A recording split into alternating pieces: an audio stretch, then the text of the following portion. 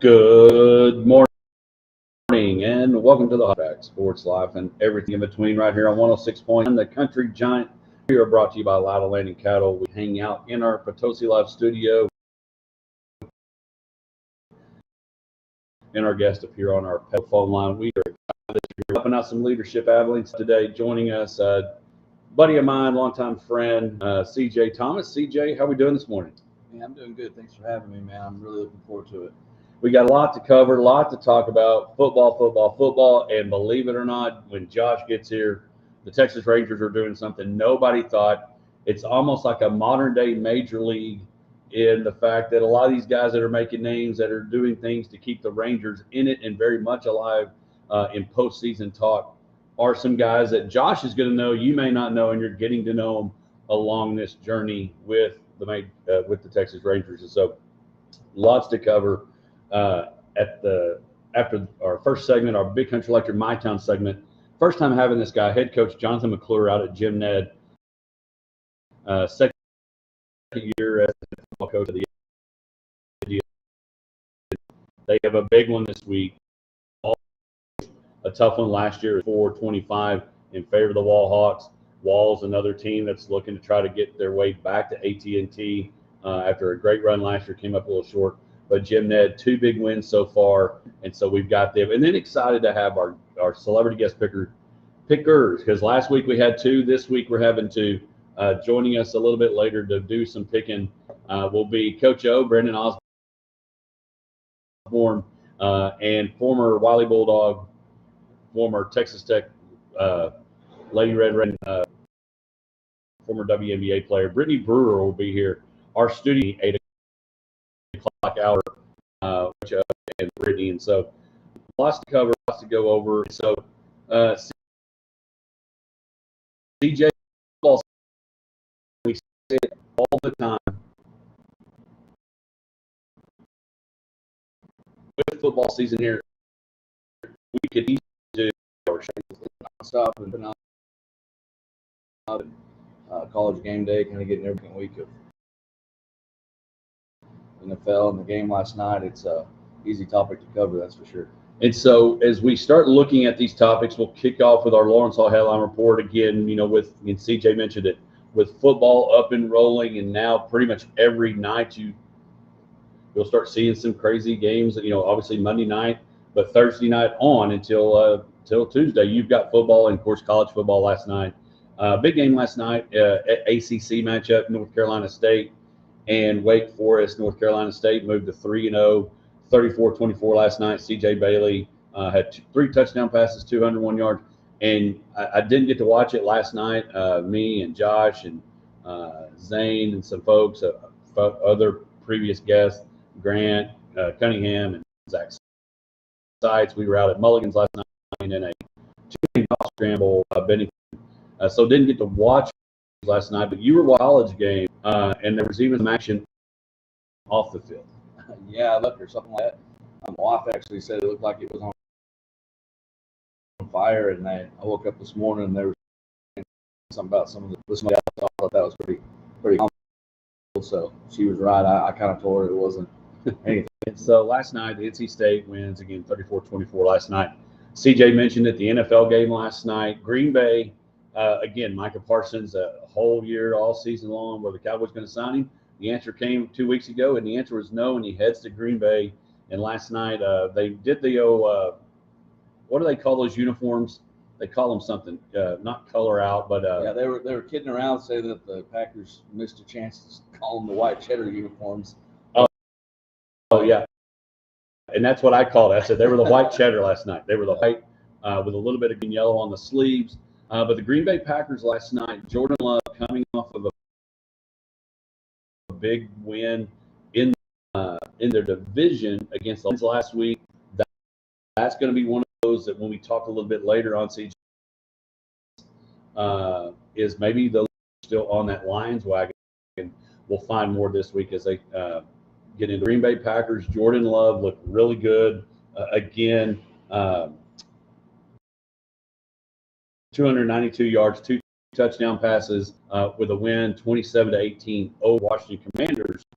And now you have to start wondering, the questions are this. When I look at this, the question comes up too. One, how good are the Packers? And they were going to be good even without Micah Parsons. But then how are the Commanders?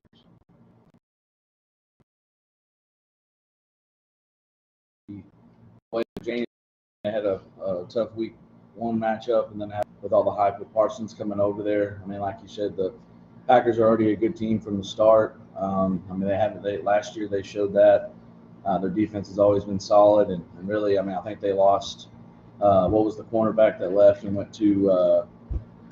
I think he got signed by the Ravens in the offseason. They lost him last year, after the contract dispute. But I mean, LaFleur, he's always makes a good team and rallies around and getting Parsons. I think last night he only played 75-80% of the snaps, and everything's fresh, and that's not a good sign for the division, that's for sure. No. Whole conference now has to wonder how good are they. But I was saying last night we were hanging out. A few stops away when Tom Brady and came back and beat him, right? And Kyle Shanahan in that Super Bowl. But I wonder how long. What can he provide that success for the Commanders? We'll know more. The Commanders, I believe, play the Falcons next week, and so they have some games coming up that they're still going to be very competitive and be able to win. But just how good will they be? It's 27-18, but I don't know if it was that close. No, and I think having J. Daniels as being his second year has given defense a chance to kind of see what he did last year. I mean, as well as I do, we knew Daniels was a Heisman winner. He was going to be probably a decent player, but nothing like he was. And then also their injury bugs got him. Right, and we'll talk about that in a moment. But I think you go back to that sophomore season, we saw that from C.J. Stroud last year. Right. C.J. Stroud comes on the scene in Houston, everything's great. You got D'Amico Ryan, and everything is fantastic, and they have a great year, and then took a step back. Will we see that from Jaden Daniels and the Washington Commanders? They loaded. I mean, I say loaded up. They added Debo. They finally signed Terry, and they signed him. But last night, as CJ mentioned, the injury bug hit both teams last night. But the Washington Commanders losing Austin Eckler, 30 years old, torn, not official, has some imaging and probably an MRI and those things today. But it looks like a torn Achilles at 30. And now you've got your Corey Krosky, Brian Roberts to San Francisco. And a lot of that, the reason San Francisco did that, they weren't sure on Christian McCaffrey. And so now you have to start looking elsewhere to add to. Now the practice squad guys get bumped up. Abram Smith, who played in the XFL, UFL for the DC team, maybe your leading rusher. Absolutely. I agree. And then last night, another injury that was big for the Packers.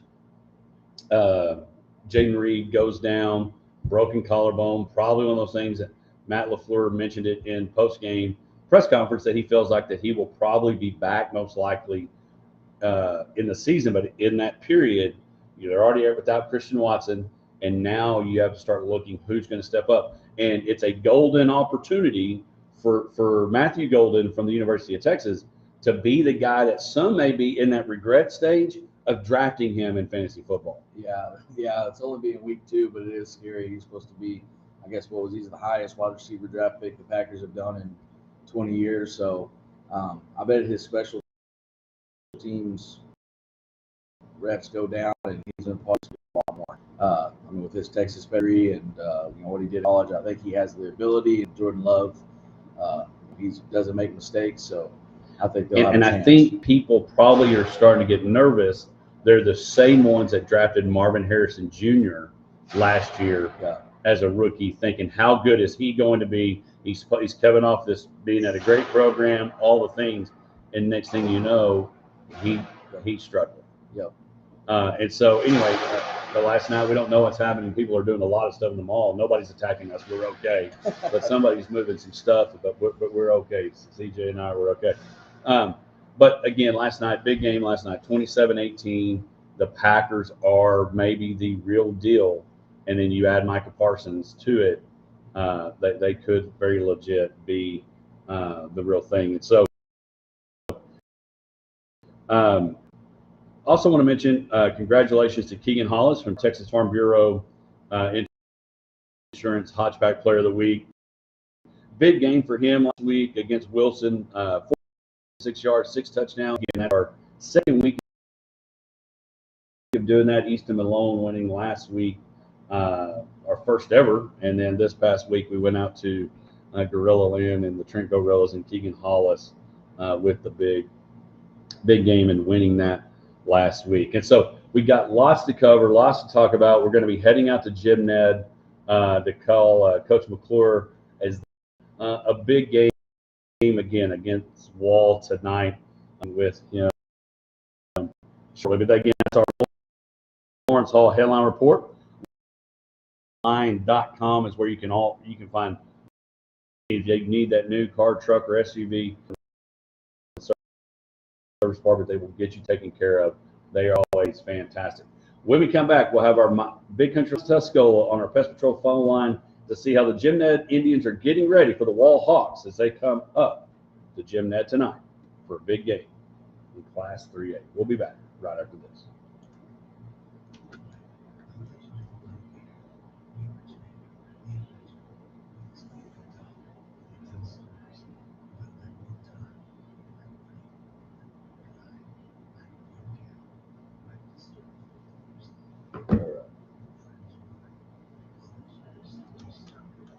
All right, that went good. Section 1's in the book.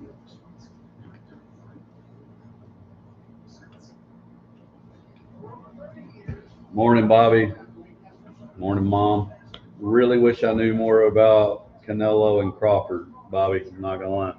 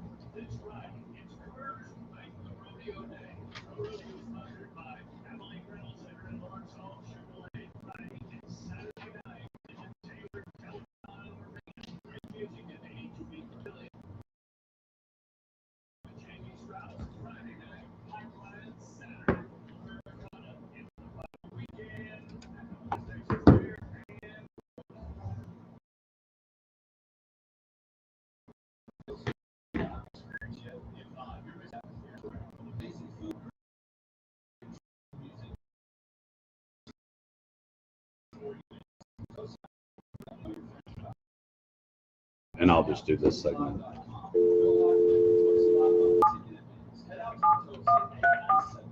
We're sorry, you must first dial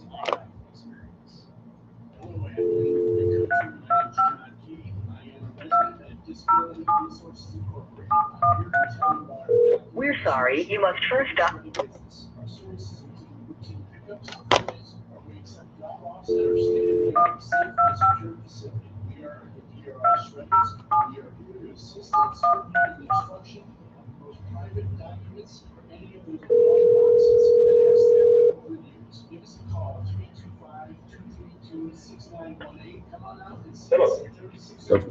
Excuse me, Coach, can you hear me? Yes, sir. All right, good deal. Hey, appreciate you doing this. I know Fridays can be pretty hectic, whether it's team breakfast or uniforms or meetings. I appreciate you doing this. Yes, sir, absolutely. All right, so we've got a couple of commercials, and we'll come back and I'll kind of throw it to you and kind of talk about little coaching background, what led you to Jim Ned and getting the head coaching job and year one under your belt, and then we'll start moving into how the season's going, and then talk about a big game tonight. Okay. So where were you before Jim Ned? My most recent stop was in Colorado City. There for 5 years. So Who was the head coach there? Dan Gainey. Okay, yeah, he replaced Johnson, right? Frank Johnson, yes, sir. Because Frank was there when I was coaching at Roby. I was I got you. the 7 years, 2 years at Merkel previously. Was Reggie the super? The superintendent, yes, sir. Yeah, he was the soup that hired me at Roby. All right. Yeah, I started at Roscoe and then went to McCaney and then Z-City. So Okay. So you kind of, Jim Ned's the farthest east you've been. Oh, we're coming back. All right. We'll be, Yeah. all right. Sounds good. All right. We're going to come right back. All right.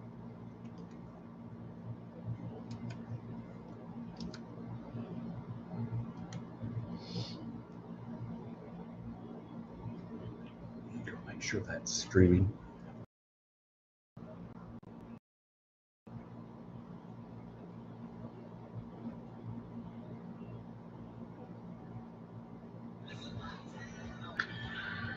Okay, it's good. That's good.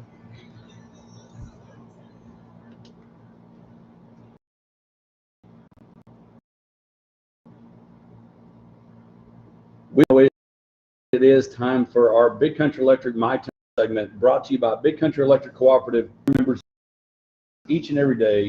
In Stanford, we're glad to have us on our 73-6700 call text. If something's bugging you, the folks at Pest Patrol, happy anniversary to Weldon and Debbie Hurt, by the way. Appreciate them and congratulations to them.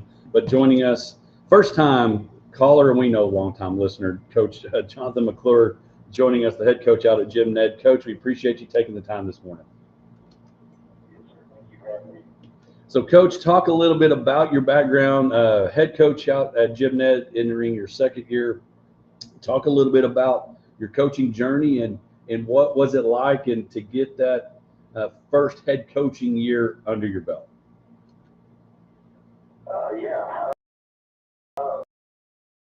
So, man, coaching background, I mean, I'll go back to my home area, not necessarily Abilene area, but, I grew up in Purple, Texas, the big city.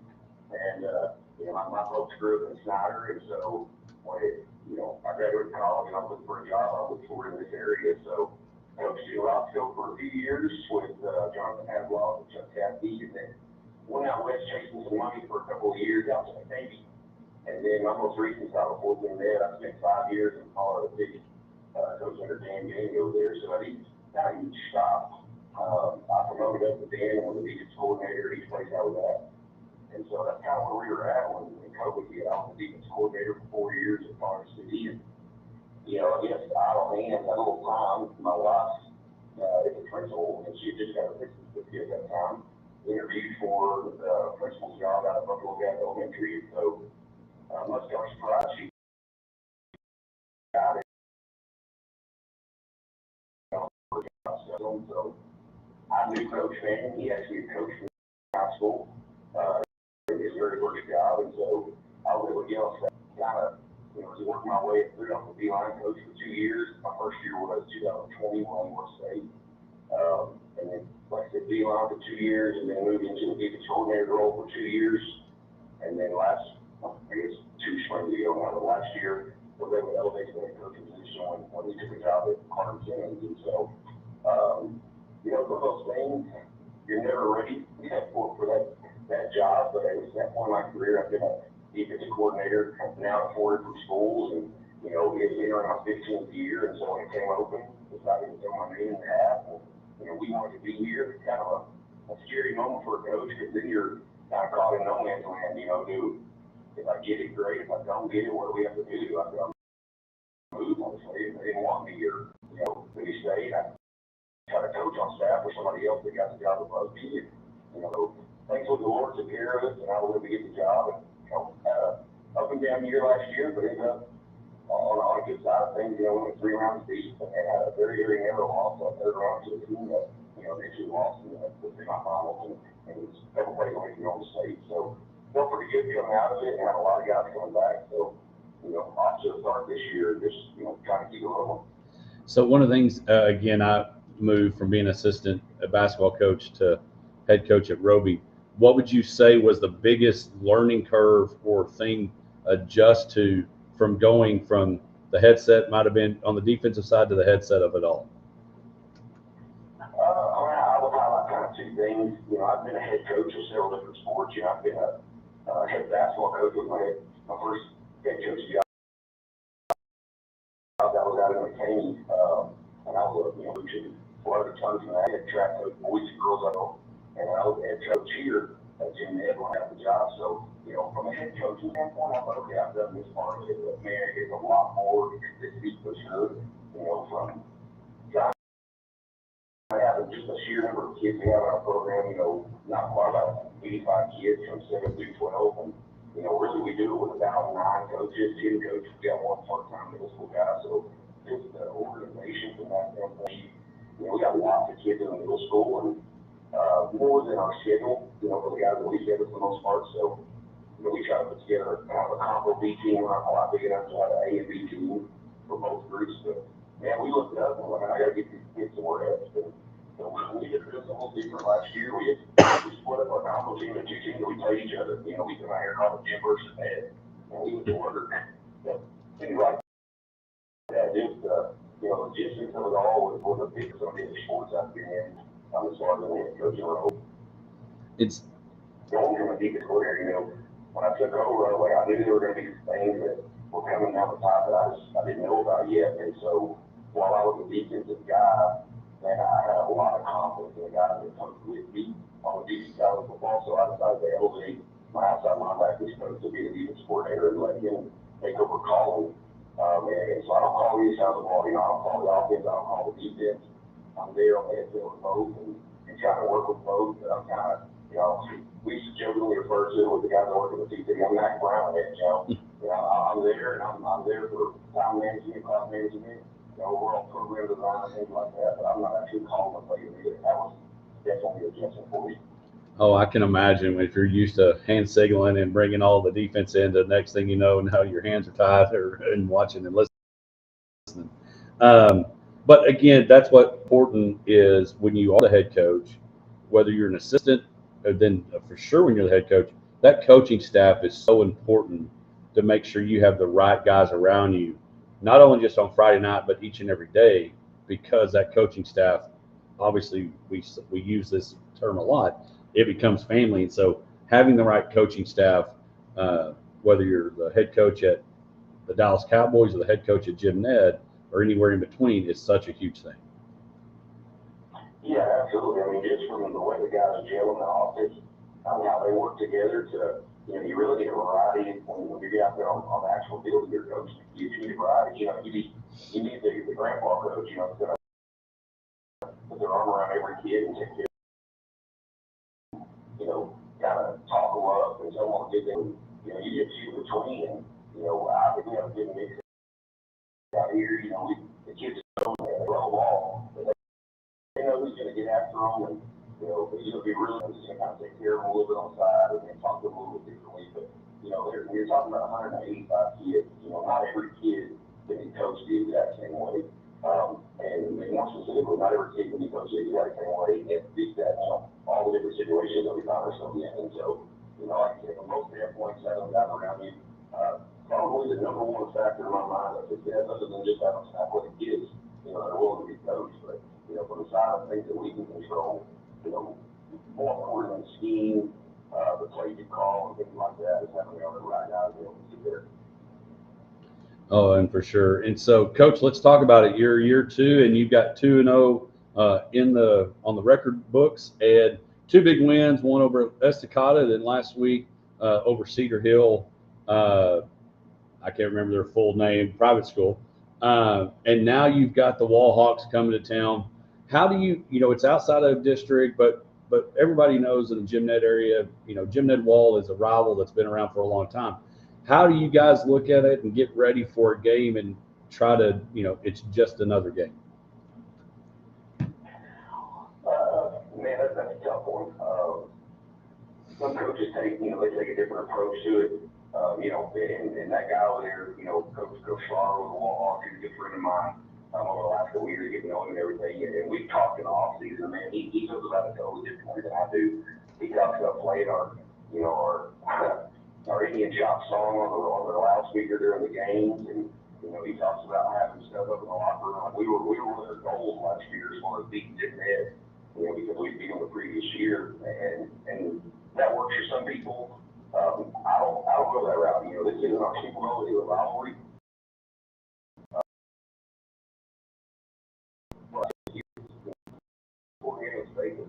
This week tonight is going to 1-8 through 6-8. This is most 48 in the state because it's the one. That's how we're about approaching. I can say that. Now, blue in the face, the kids know who are playing. We just try to play that down a little bit so they don't get too high too early in the game. There's a lot of mountaintops, there's a lot of valleys that you play a football game to deal with diversity. And I feel like when you build that up a little bit too much in the line, and something bad happens early, it's hard to get them back. So one thing about these kids out here, and I'll say this, more so than other places that I've been, is when the lights are the brightest, they're going to come to play. They're going to be ready, they're going to be torqued up. And so, we downplayed it. It's another game, but we know we're always going to get a competitive game out of the Warhawks. They're going to get the best of us, we hope, and we know we're going to get the best of them. Like I said, we know from the standpoint of us being one of their goals preseason or preseason goal board. We always have battles. Last night, Thursday night, we split with them 2-2 on our JDs, and they were all battles every game. So I have a ton of respect for those guys over there, but we like to get after each other a little bit. We don't necessarily like each other when it comes down to, control that dirty whistle. No doubt. And so, again, Coach, one of the most important things about any program is consistency. You go from the DC to the head coach. Year 2, what do you like about this group as you get ready? A couple more games left before the district season starts. What do you like about this group as you get ready to kind of continue to move forward to what is an ultimate goal, a district championship, a playoff run, and see what happens after that?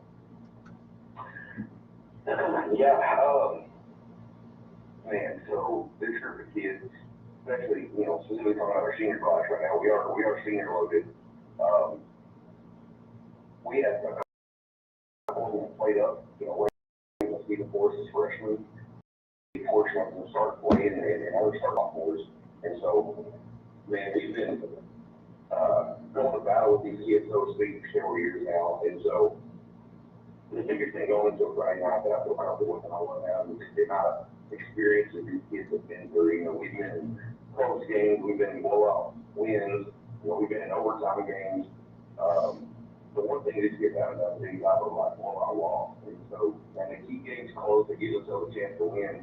We have a lot of confidence when we walk out on the field that they're going to do just that, to keep us in the game. And so, the biggest surprise for us is we've always hung our hat, it's being a large, physical O-line, and while we're still playing that way, we're not here to see if we have been in the past. And so, we haven't necessarily spent a push on these early game opponents around, at Chicago, man. They were huge going into it, and so we didn't get a ton of move to run the ball successfully. Thought we were E2, and then we show up, and those guys are bigger than that Chicago across the board, they had 300 pounders. And so, while we may not be doing it the exact same way, we're finding a way to create some offense and finding a way to create some success on defense in ways that we haven't done in the past. And so I feel like we're more complete from that standpoint. We may not be able to run it for 300 yards, but we may be able to run it for 150 and throw for 220, which hasn't always been the case. We're excited the way that they're just finding ways to get the job done, even if it's not the one for us. And the more we can do that, and the more we start to scale some of these younger guys that we do have playing up front, kind of go on, and we can add a little bit more to that, normal style of play for us to play with, and we're having more success. I think it's going to make us more versatile. As far as goals for the season, this may not be the popular thing, but I'm not one of those coaches that we don't necessarily call them goals. Man, I don't know. I don't read a ton of books, but in the summer I get a little time. I try to read a couple books this summer, and one of the things kind of stuck out to me with several of them I've been reading is, the thing about goals are you very rarely surpass your own goals. And so, unless we're going to say our goal every year is to win the state championship, then, if it's a district championship, I don't want to be satisfied at that point. If it's, hey, I want to win set a run game. I don't want to be satisfied at that point. And then I also don't want the kids to walk away from they thinking, well, our goal was to win state, we didn't get it done, so I'm a failure. Football is about so much more than that. So I learned, learning how to be a man, learning how to deal with adversity. Our goal, if I give you one of those, as a program with they lead this place being a better husband and a better father. So rather than goals, we talk about expectations. Our expectation is that we compete at a championship level. So that's how all of us comes in. The regional championship level, and then when we're lucky enough to have the state championship level. And so, that's kind of the way I approach that from this year is that we talk about the way we expect to play, the way we expect to compete. And then, sometimes you got to have a little luck. Sometimes, you have some classes that are a little bit more athletic than others, a little bigger than others, and things like that. But the last thing I want is the kids walking away because at the end of the day, there's one team that gets called to the state champion every year. There's so much we can learn from the game of football. That's why I love it. So. Yeah, Coach. And again, you've got a great opportunity tonight. We appreciate you joining us as the Wallhawks come to Jim Ned tonight. We appreciate you taking the time, and best of luck for the rest of the season, injury free, and all those things that help make that luck and make those breaks go well for the Indians this year. Again, that's Coach Jonathan. Hawks will be all hyped up. Calm, cool, collective Indians be ready. Regrets. What are some regrets that we look back as we have the football season 2 weeks in, 3 weeks in, and everything in between?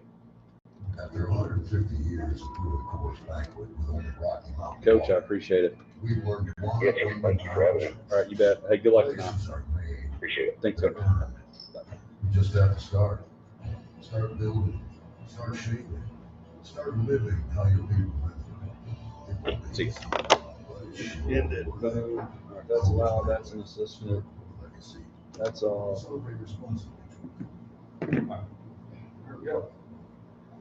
For over 30 years, Lawrence Hall Athletic has been voted Appalachia's best in car dealer by our customers. That's because we offer the best products from Chevrolet, Buick, and GMC, and the best customer service too. That is still true today. The next time you need a new car, truck, or SUV, come see us at Lawrence Hall Athletic online.com. We have to go in there.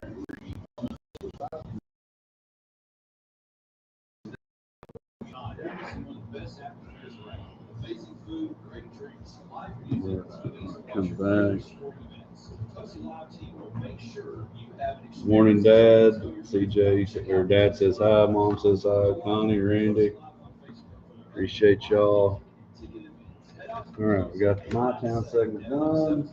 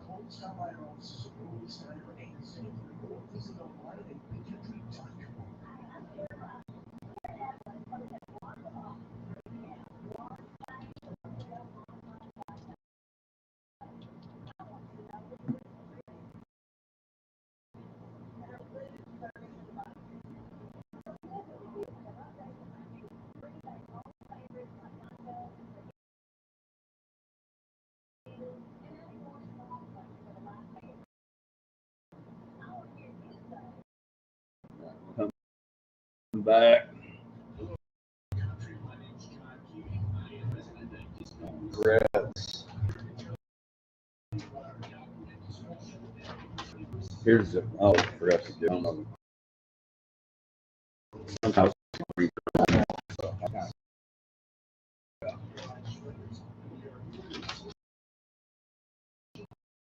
right.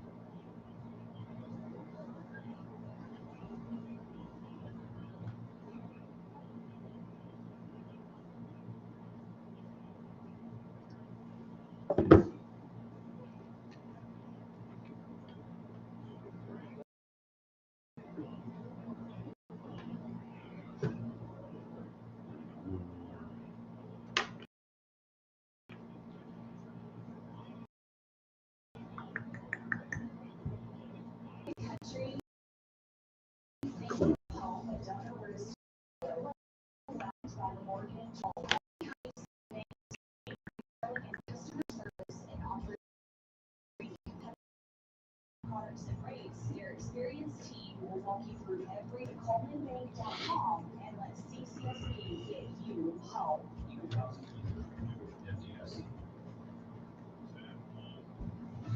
Now, the pod says it is, it must be right. Welcome back to the Hodgeback Sports Life and everything in between. Was that wrong? Is that frowned upon? One of my favorite lines of Seinfeld when George has an incident and he just basically says, was that wrong? Was that sort of thing frowned upon? One of the things that can be frowned upon is some of the decisions we make, fantasy football picks that we make. I had a great week. Had 2 weeks. The week before I only got 2.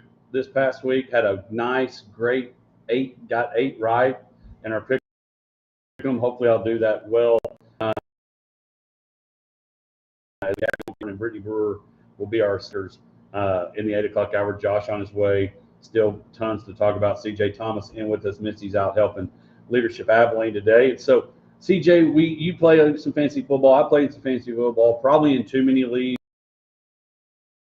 if people were to ask us. Are there any regrets you have from a fantasy football pick so far after week 1? Yeah, I think the biggest one that comes to mind is probably the New York Jets after Aaron Rodgers leaving and Justin Fields being picked up and and after seeing what they did this week and seeing Fields on the ground, I kind of I think there's a chance that it's one or two last week was decided by a 60-yard field goal.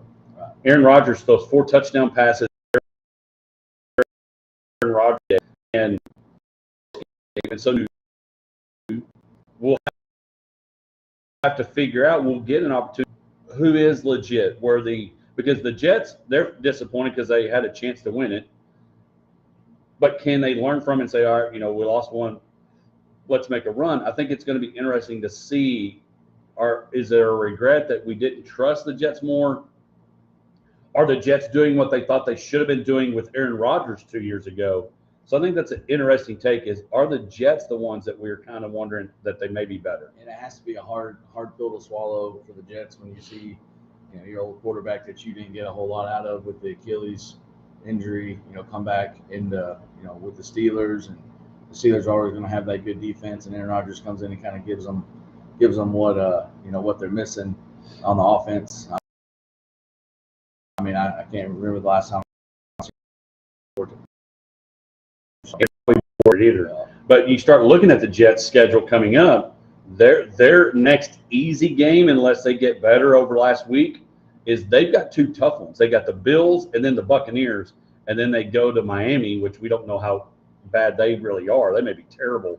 If they're anything like they were last week, they're awful. So I do think the Jets are one of those. And then maybe the talk, and I know Misty's not here, it'd be interesting to see what she thinks about if Rodgers has another 4 touchdown week this week. Misty's not, I don't know what she's going to think next week. But my point is wondering, how good these Jets are going to be would be the same thing for the Steelers. Can they threaten? Because and I don't know if it's a regret, but another team that should have possibly very much could have won last week in that same division with the Steelers is the Browns. The Bengals away with one, escaped one, and so now there may be a little bit, not regret of signing Hendrickson. They needed those guys, but how much faith and push has been toward the Bengals? They almost lost last week. Yeah, I think the Browns, they just always play good with Myles Garrett, going against Burrow. I mean, if I was Burrow, I wouldn't want to play in the Browns. It seems like their offense knows what's going on. like they were struggling. Out there and Miles Garrett, I think.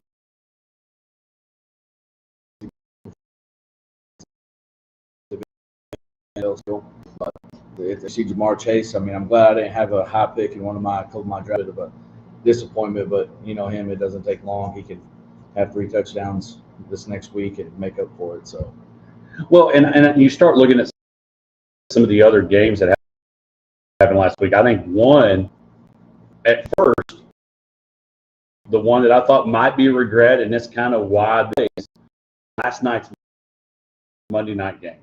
When the first half was happening, my thought, because of what Daniel Jones for Indianapolis, I thought, well, maybe the Vikings are regretting letting him go to Indianapolis. You know, Sam Darnold, they didn't want to pay him, and I don't think I would have either. So Sam Darnold goes to Seattle. Well, now you've got Daniel Jones that was the backup. They send him, he leaves and goes to Indianapolis. In that first half, I'm like, are they regretting, you know, not giving J.J. McCarthy a little bit of time? And then my regret statement changed in the second half, and that guy became a dude in the second half. I mean, we knew that with having Justin Jefferson, you know, he had those weapons. I guess, you know, TJ being healthy now and having plenty of help on Aaron Jones. But, I mean, you had to think about, you know, I think it might be a coaching thing too. I mean, he's one of the top coaches in the NFL. He's had some good talent, but he's always been able to put it together. So it was a good game to watch. I just think only being able to see JJ in the preseason and then just one game before he got hurt last year and be able to put that much faith in somebody's a pretty big deal. So I think they know kind of what they have. So, well, and you start looking back and joining us now, Josh is in, and we're looking at kind of from a fantasy football perspective and coaches and teams and us as fans that maybe have some regrets after week one. One of the ones that CJ talked about was the regret of maybe, you know, maybe the Jets are maybe a little bit better with Justin Fields than we thought, as they had a chance. You know, the only reason they lose to Pittsburgh is a 60-yard field goal. Yes, Aaron Rodgers had 4 touchdowns, but they're right there battling, and they make that field goal. The other one that I talked about was the reason this whole topic came up was because I was sitting watching the first half of the Minnesota Chicago game, and thought was to look really, really good yesterday. Now JJ struggling. Maybe they were leave, and then I regretted my statement and my thought because it turned around because JJ McCarthy flipped the switch and became a dude in the second half. No, he did, and you know, obviously his first big moment, you know, like not a rookie, but a rookie, you know, having not played. I think exactly. He was a rookie. Yeah, I mean, and second half was just different than the first half, and it really. There was, you know, flipped the script, and you know, it went from what are they doing here to all right, this guy maybe he is the thing. You mentioned Fields. He was one of those guys that in fantasy drafts, I didn't end up with him on any of my teams, but he was somebody that I was looking at to get late. I thought he had a chance to be one of those, like, I'm not going to pick him to be my starter in this area of the draft, and I think he might end up being a producer, and he's the guy that, you know, I don't necessarily need to be my starter yet, but when my other starter has bye week, he'd be great to have. Right. But you know, so do you have any, as you look back, and I don't know about picks, and you know, of course, CJ and I were talking about how unfortunately or fortunately, however you look at it, I've got multiple leagues, so I'm not sure which regret I have the most. Right now, an early one that's been a struggle is the Matthew Golden, and he's not been the guy. He's been more Marvin Harrison Jr. Rookie season, and I know it's early. It's 2 weeks. And he's talked about the golden opportunity he's about to have because of Reed going. He's going to have to step up. Josh, do you have any, as you look back, maybe some that you didn't pick, either not fancy, but even we did our divisional picks that we think maybe, or they may be worse than you thought? Well, just thinking about the NFC East, you know, it's like I'm not sure. Yeah, like I've been back and forth on Jaden Daniels and whether or not, you know, he's going to have that CJ Stroud-ish second year. Yeah. You know, and jury is definitely still out on that, but that one could be one that I look back and think, yeah, because I said the Redskins would be better than the Cowboys, but now I'm actually is it and regret may not be the right word, and it's hard to go up because they play the Giants Sunday. Is there a bit of a regret, or you put in the word, are the Cowboys better than we thought? It surprised me with them going to Lincoln Field against hold up, especially with the Parsons trade and all the social media issues, and man, they supersede some draws. And as for an all-around team, I think got them going, and they were playing hard and wanting to win. It wasn't just get a check situation. So, and I know about it a little bit last Friday because it was the Thursday night game, and seeing what the Commanders did last night. Because again, I think the score was not as it was 28-17. I don't think it was that close last night. It looked like the Packers, the white cheddar Packers, were taking care. Like there was no fear that game was not going to be won by Green Bay last night. And so, and the Eagles. The white cheddar thing, though. I mean, you said that last night, and I don't understand that. Black comments. I don't know. I mean, I would rather have seen them go like a weird green something, or I don't know, Green Bay. I mean, that came out weird. But Green Bay something instead of the white cheddar. I was not a fan. And that's the thing. You get one opportunity. You get one opportunity when you're that Thursday night to have your color rush. Color rush, that's what it is. Color rush uniform. And they went like whiteout. They went white cheddar, and I was not a fan. Like that, if going back, if you're that person, there's your regret. yeah. Whoever the I don't know what person makes the decision. The fashionista for that, I regret it. Because I want to know, and I say this all the time when I see people out in public, whether you go to events that are in town and you see certain people wearing certain outfits, and you're like, my question I say all the time, and I got it from the league because somebody said this to Andre one time, and Tracy and I say, what got second? Because you decided, because when you go to the Stars, Cattle Barons is coming up. If you go to that event, sometimes guys too, but a lot of times the ladies, they've got multiple options. I guarantee it, Misty's got multiple options, all those things. Something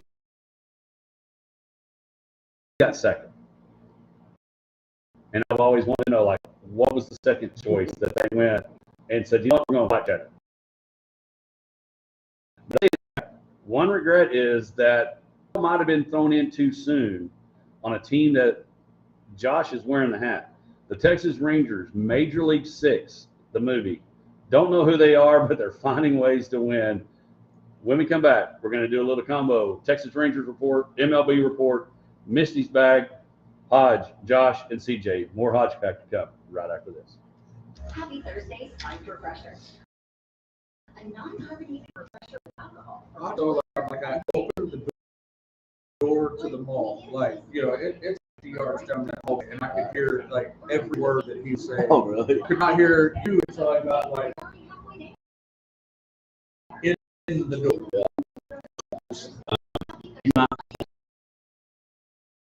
Okay. Just tilt it up. With that though. I'll tell you this, there was a full-fledged traffic jam over there at McDonald's. Oh, really? When I was trying to come the McDonald's line around McDonald's into the parking lot back to the road. Are you in big? Yeah. The light turned green and I couldn't go. It was just cars.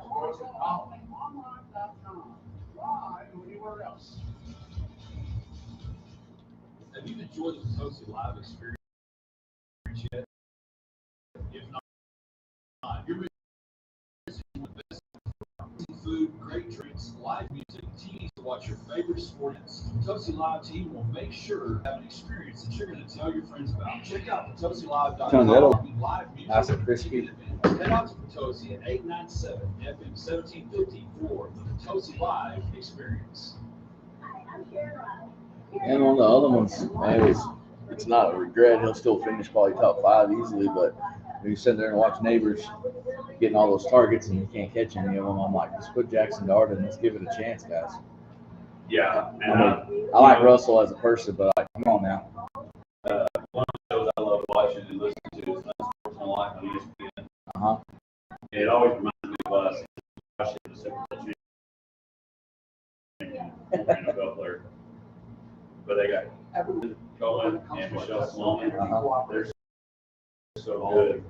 But his bold statement, not necessarily bold, but his statement was Russell Wilson will like he'll get traded.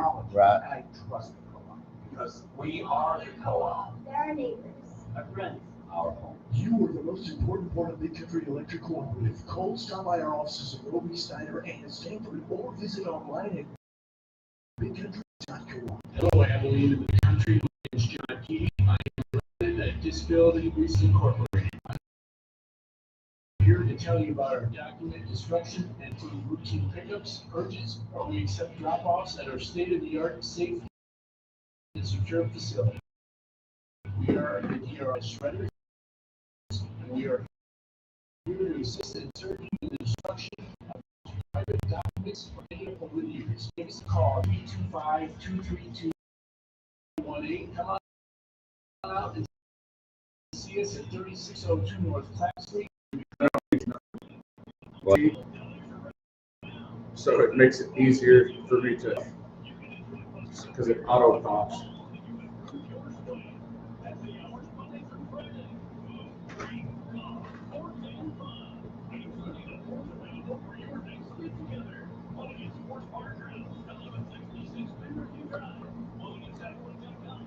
So I might have had one too many beers last night. There is no way I can qualify for a home. You don't know that. Don't That let last it one, I should have said, Call well, Colby County State Bank today and speak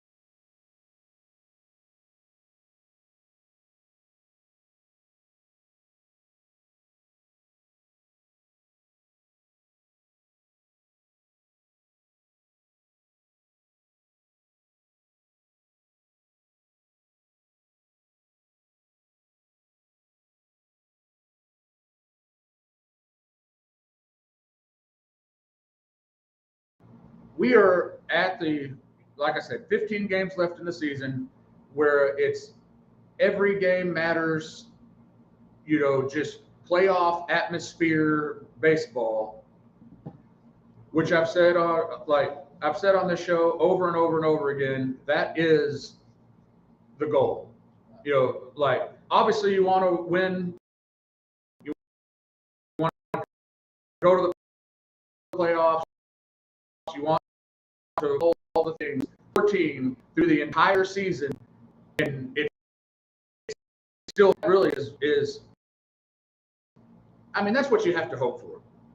Just Be competitive. Right. That's it. Yeah. Competitive. If your team has a chance, then that definitely. Well, I mean, because you can look at standings and people that are at the bottom that literally now you've got to create ways just to get people to the ball. You got to create ways, relevancy, and then especially baseball, because of what happened last week and we didn't get to it. With football now full-fledged, you really got to beat your team. As think about it, you did this when the Rangers went on to win the World Series. You literally said, I'm not even cared about football. We're not even focusing on football because what the Rangers did. no, that's exactly right. When the Rangers are playing competitive baseball at this time of year, I turn on a baseball game over a football game. I don't pay attention to my fantasy stuff, as far as who to draft, what waivers to pick up, and things like that, because my bandwidth is limited. But the Rangers, you mentioned it, like Major League, the Rangers have right now, with the injuries that they've had, when Carter goes out for the year, when Simeon goes out for, they said 6 weeks, so maybe he could come back before the end of the season. Happy, which is just, it's like How long?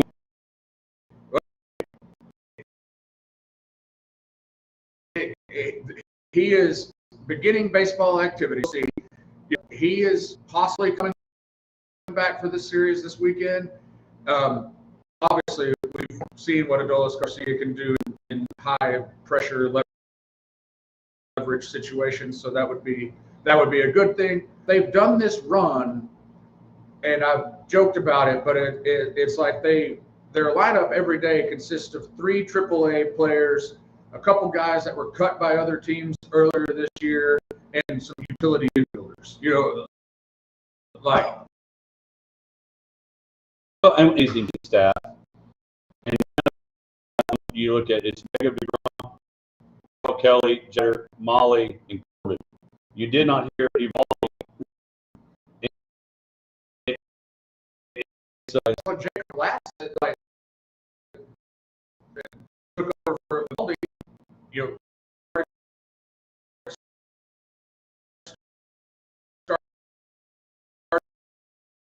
game, and it's been very impressive what he's done. It's here about the next man up mentality and cliche, but the Rangers have done it. Just whoever the call on because of an injury, it's just. Well, and you mentioned, and I want to get but Uvalde, and again, I made that transition away. So Uvalde, there's no how far the playoff run goes that he. No,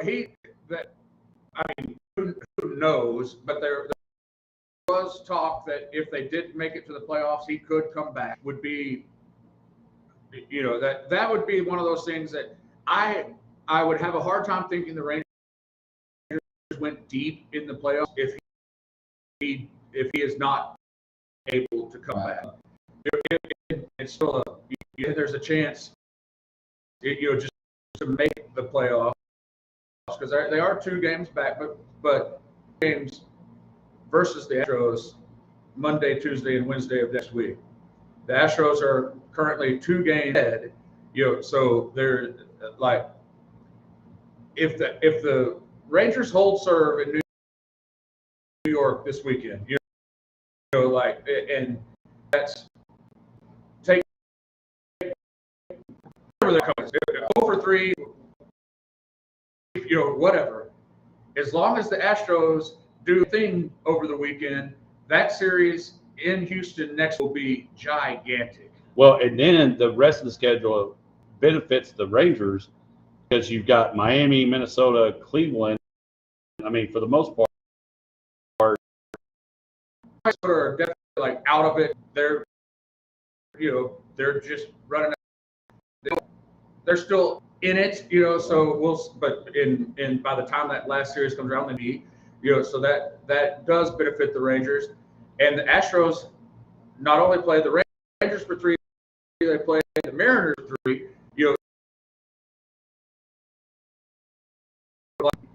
I guess the driver's is like, if they play those 2 teams well, they make the playoffs, and if they don't, they're probably not going to make the playoffs. All right, so I want to pause. I got 2 questions. I got a question that my mom just asked, and I have no idea what she's talking about. And then got a question. So we're going to kick off hour number 2 right now.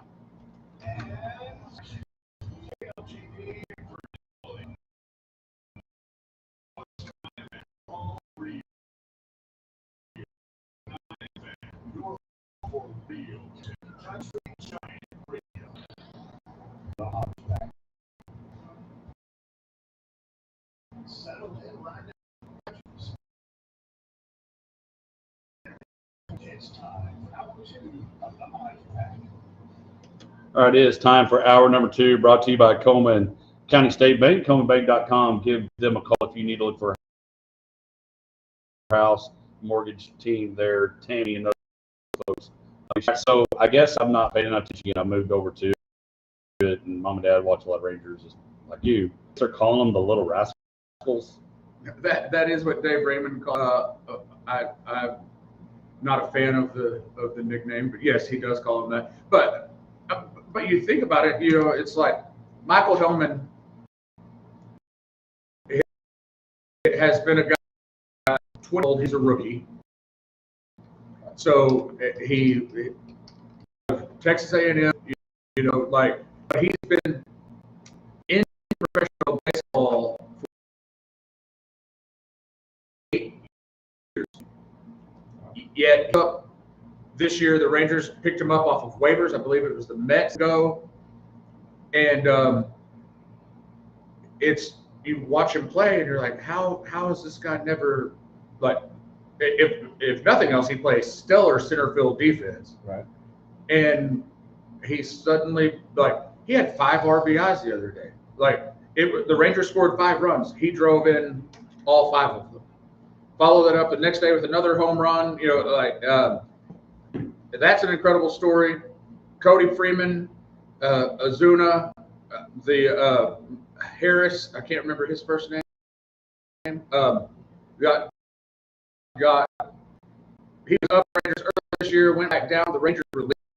He cleared all the way through waivers, went back to AAA. Then the Rangers like called him back up. He got a game. It's just been very entertaining baseball. I think it also could be relieving too, just to see that type of culture and how, like you said, the next man up mentality to come in. And some of these guys, it's just the best fit for them to come in and somebody that plays, people that deserve to be on there and gives it all out effort. I think that's really good. I think it also reminds you how good you're doing in your farm system. Right. Yeah, because they're just bringing these guys up and they just they produce. Your scouting team, all those things have got to be showing that they're doing well. So now, I want to transition because I told you we were going to do Misty's bag, and it is time to do that. Before you go with this, I just had to finish because I read this earlier today and it cracks me up. Jacob deGrom is pitching tonight in New York. His first time back there. Obviously he was Full circle. was stellar. Multiple Cy Youngs and everything with the Mets. The guy that is pitching for the Mets is pitching his third game of his career. He's 22 years old. So that probably it's the Rangers. He's 1-2 previous starts, 09.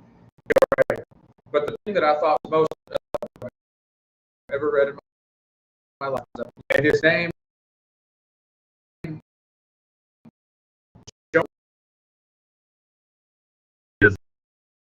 Tong is what it says on his jersey. Jonah Reed, Tin Chi, Matthew Tong. It's like, do they have to name him after like everybody in the family, or like I'm not sure how that works. But anyway, that's my random tidbit.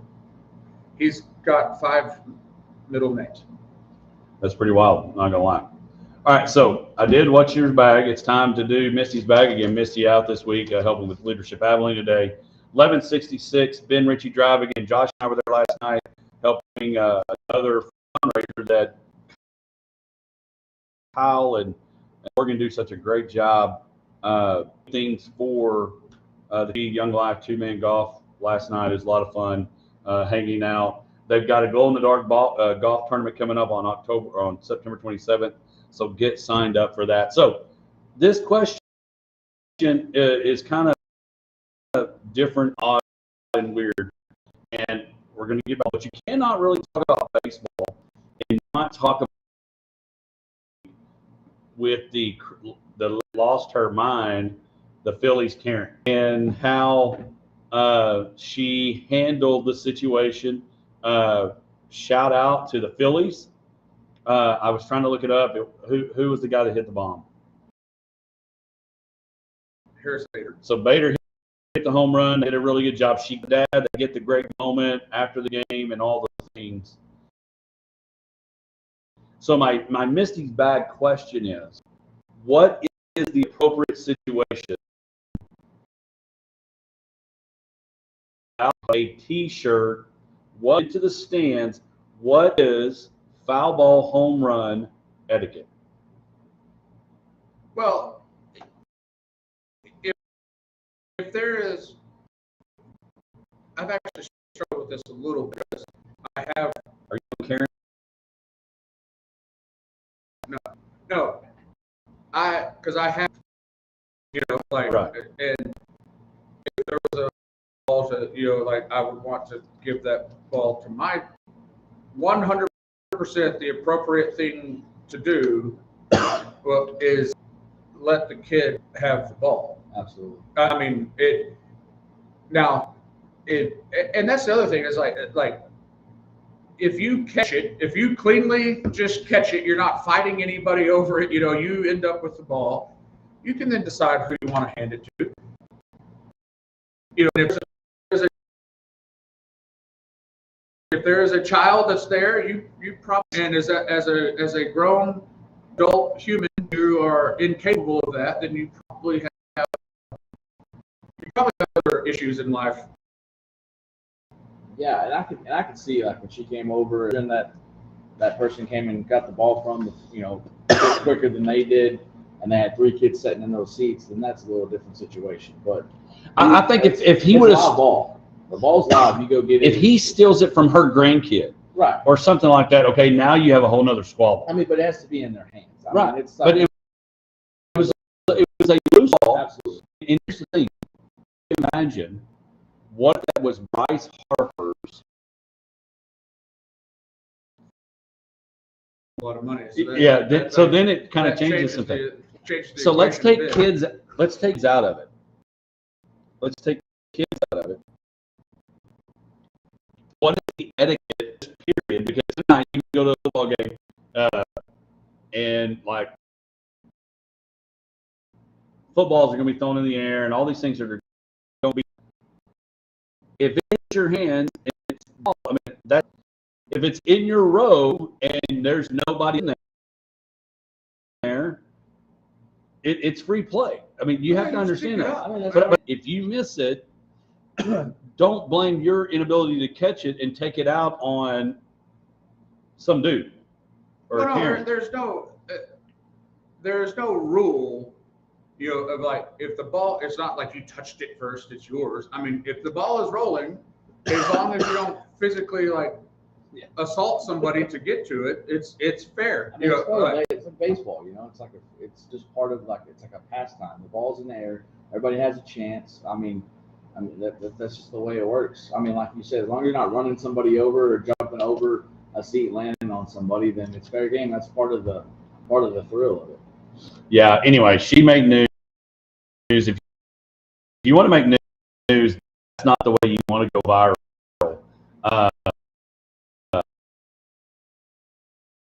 The son that they Kudos to that guy. They did a great work. I mean, like sometimes it's just better. what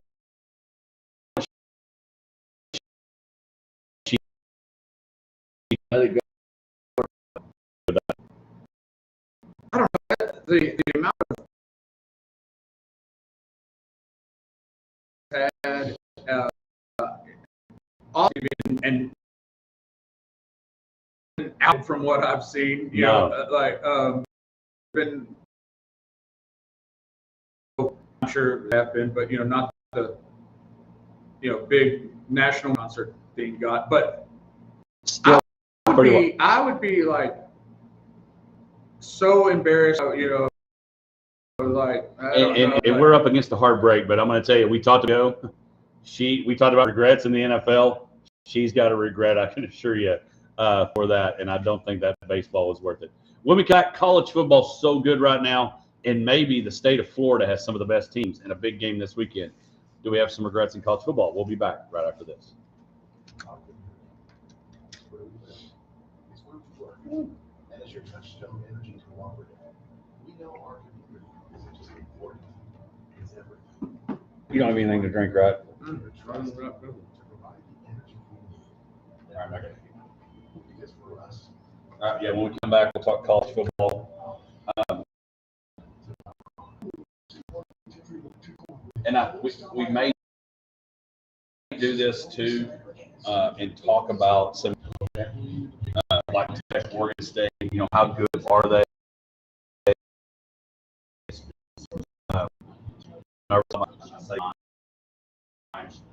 People that didn't go to Texas. I'm gonna worry about them. I get beat this weekend. They struggle against Troy.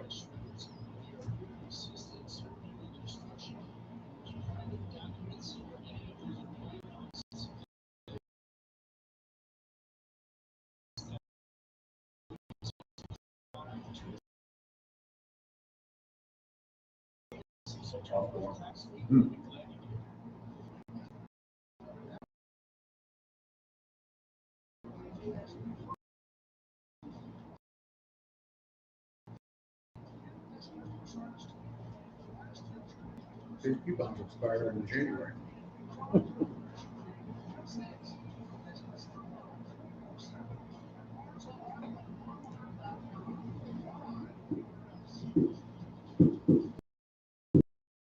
Let's go. Man. Good. Good.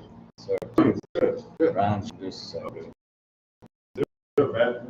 Yeah, He's in the back. Oh, he's in there. Came out that door. Good, bro. How are you? Good.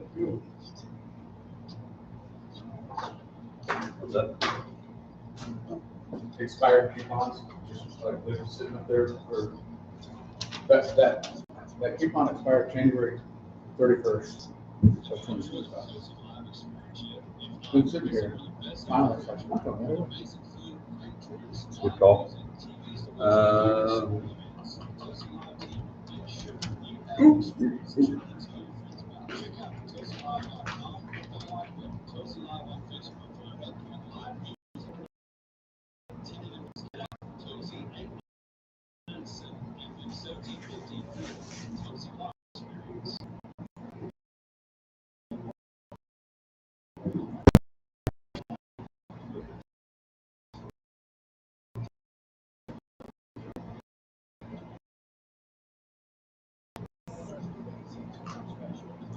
Our studio's pretty.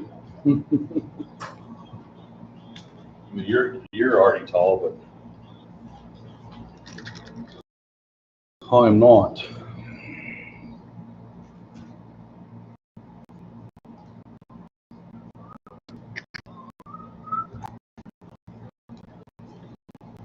Hey, am I crazy on that flyer that you got with Brittany, you, and the other? I don't see the date on the flyer.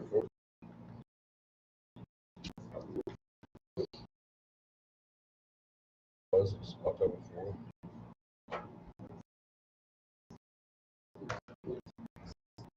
4th. State struggling. That's a regret of people that thought we thought might win the Big 4.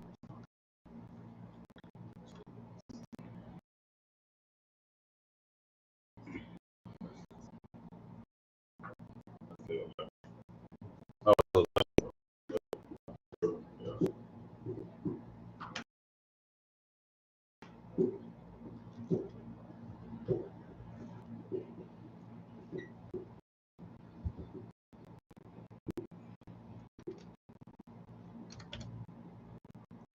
welcome back to the Hot Back as we're rocking and rolling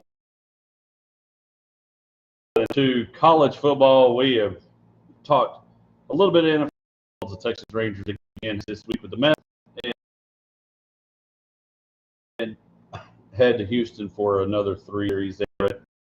Season well.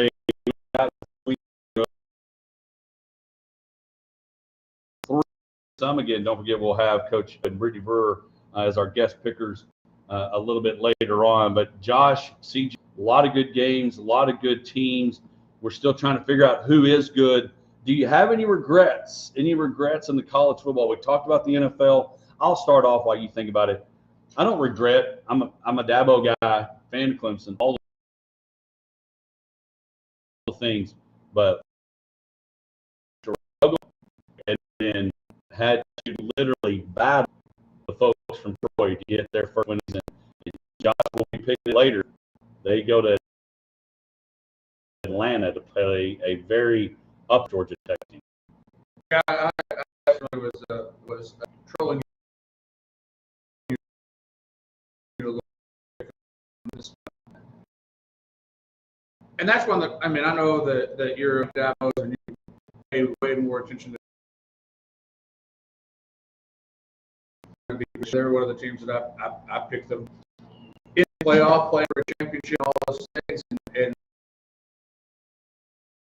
I mean, that's the question, but they're gonna have. Yeah, because we've seen that the ACC better. Yes, that's been the biggest surprise is the fact that like several teams in the ACC, Florida State, Miami, like look like okay, they're pretty good. Like obviously Baylor beat SMU last week in just like a thrilling game, but I think that SMU could put together a good run also. So the ACC is the prize conference, I would say, as far as just how they have played so far. Clemson, who I thought would be the runaway. Looks at regrets, or not regrets, but kind of looking at the right now in college football. I think like Josh said, just elaborating on Florida State, just the way they jumped on the scene, just kind of counting them out. It's always kind of been Florida State when Winston was there. They were prominent, but it's been kind of turned around a little bit. But just surprised kind of counting them out.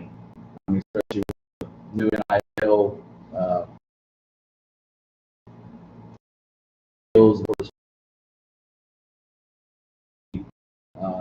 Maybe not this level. I think that one just kind of surprised me a little bit. Also, I guess like we'll probably talk about just the Florida kind of being put on. So they've got a chance to be this year's Boise. And teams, the only group that's done that, and now they get to do it again this weekend as and a great opportunity for them. And now some pressure for Miami. Can we win that? Now the good thing about the 12-team playoff is you don't have to have. You mentioned Clemson, Josh. Clemson still hadn't played anybody in the ACC yet until this weekend. So they still have a chance to make a run, get into the playoff, and see what happens. But they're going to have to definitely get better.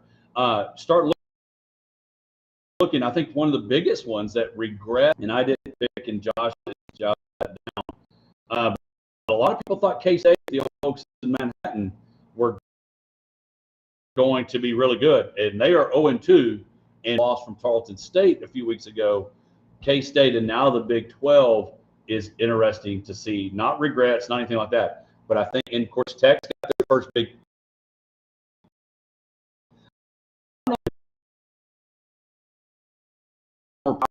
They didn't get to go anywhere, And they're 0-2.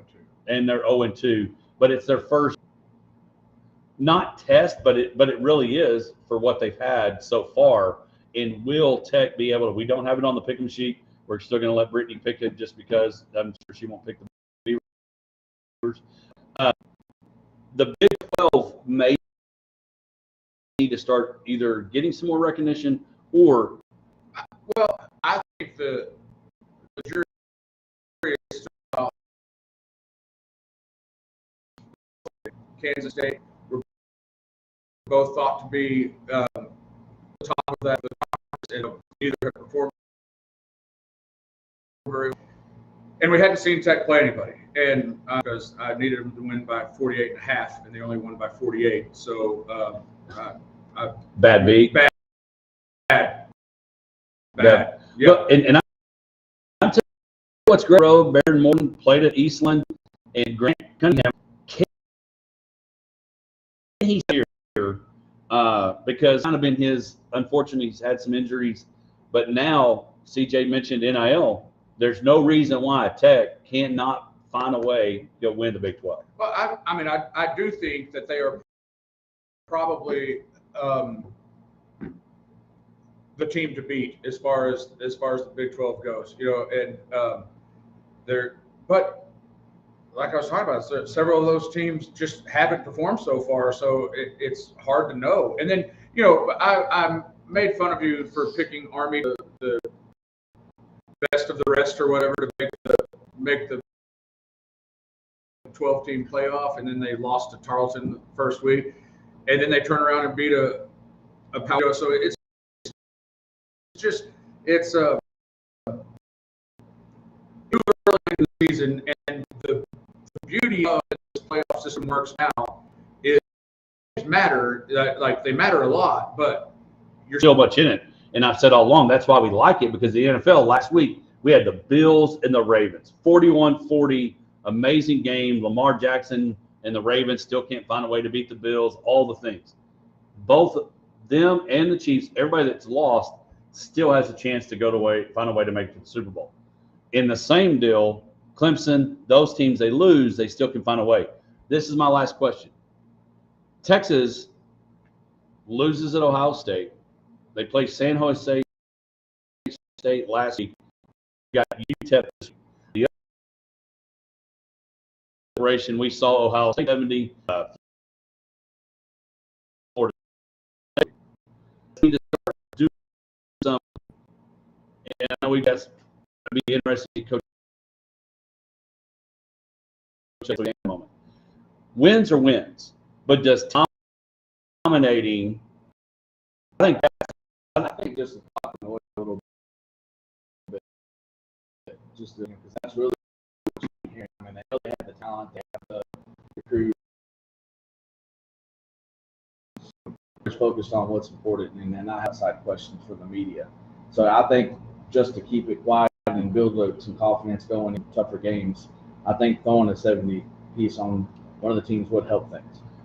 Well, I agree, because that's the thing is, yes, they won last week 38-7, but they still didn't look crisp on offense. It was one of those things that at least the first part of the game, San Jose State was kind of making them go back and forth a little bit. It obviously was never close, and they were never in danger, and all of those things. It's also was interesting last week in the fact that, like, the 11 o'clock game time frame last week, it had Baylor, Tech, Texas, and Texas A&M all playing at the same time. So I couldn't watch all of them, but I was trying to pay attention as best I could, and they ended up obviously winning comfortably, but it was not just that throttle rundown that you would want. and now they got UTEP this week, And Sam Houston. Sam the next. Houston, and then Florida. So they have a pretty cush schedule. Their real big But- test is not until the Red River rivalry. Right. So, but I do agree with you. They need to quiet the noise. You know, like, and I think the only way to do that is to go out there and just look like you're playing against a Pee Wee team, run it down the field, score every time, no problem. The way they should, if you're top of the nation playing. Right. There's one other team, Holmes, that Miss has been tested.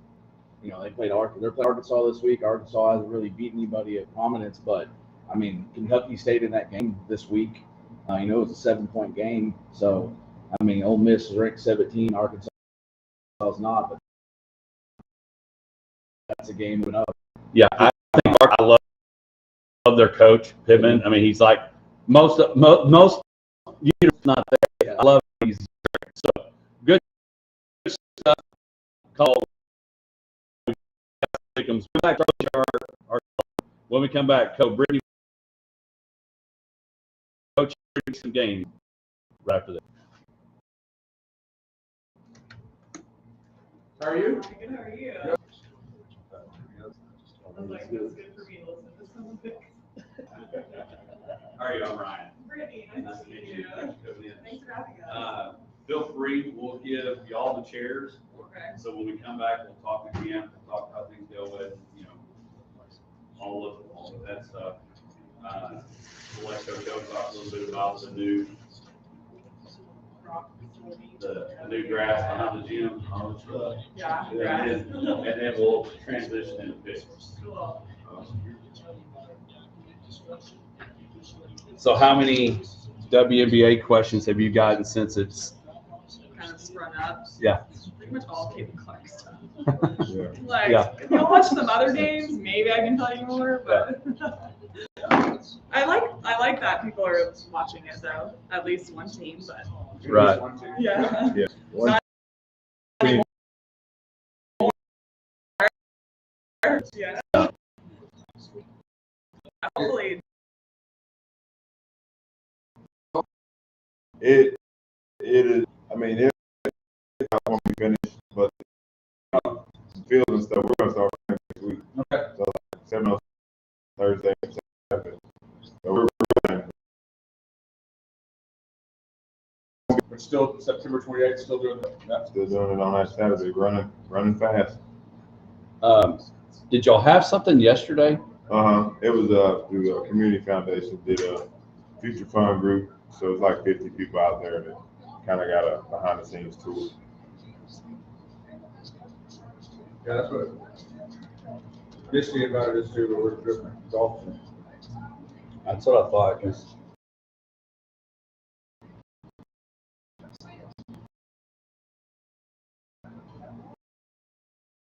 Yeah, those are literally the first people that have ever been out there. From the highway, the gates are real nice and everything. Yeah. Nice. All right, and so we'll put those mics pretty close to you, and then, like I said, we'll talk camp. Tell us about the camp. So, are you back in Abilene now, or what's the? No. Okay. Just for probably another month or Okay. so. Yeah, so it worked out. Nice. Yeah, I was getting injections in my knee, so then I was like, I'll be here another month, and I wanted to do this but I want to do it in the summer. I just didn't. Right. I was thinking, this might be a good time to do it because it's gonna start. Basketball season's gonna start soon. So, are you still playing? What? Okay. Yeah. I haven't signed anywhere yet because I'm late now. So I'll be like a tag team. I'll be like probably a week within when I find out I'm a team like that too. Okay. Which typically I don't like to do that, but I was like, I need to make sure I'm all good. So. Right.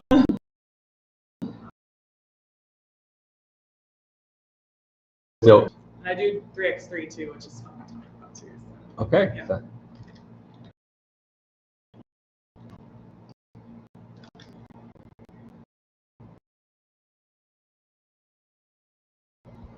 All right.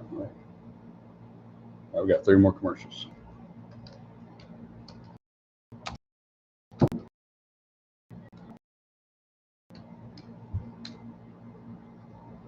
Who was the girls coach at Wiley when you were playing? Yeah, his state championship run was big at Shallow Water. You know, like they were not very good. Not good. Yeah, I think they'll have a good group this They year got too. hot.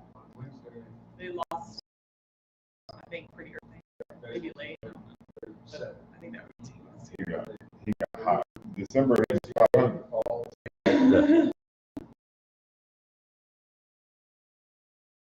The taste, you know, and they have a standard. That's hard to go back.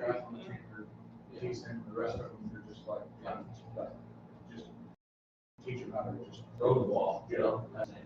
And so, as I was coaching, I was actually, because they're all, you know, the floor is a little higher, because they're working on like cutoffs and vertical position and stuff like that, so I was out there like playing shortstop. Last commercial. Go this way, and I could do was jogging around. Hey Josh, will you go hit that deal just to make sure it's still rolling? Yeah, I just checked this, but.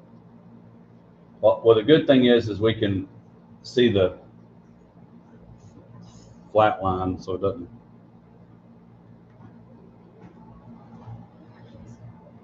How many listeners do you normally get on this deal? What's that? How many listeners do you normally get on this? It varies. I mean, welcome back to the Hot Track Sports Life and everything in between.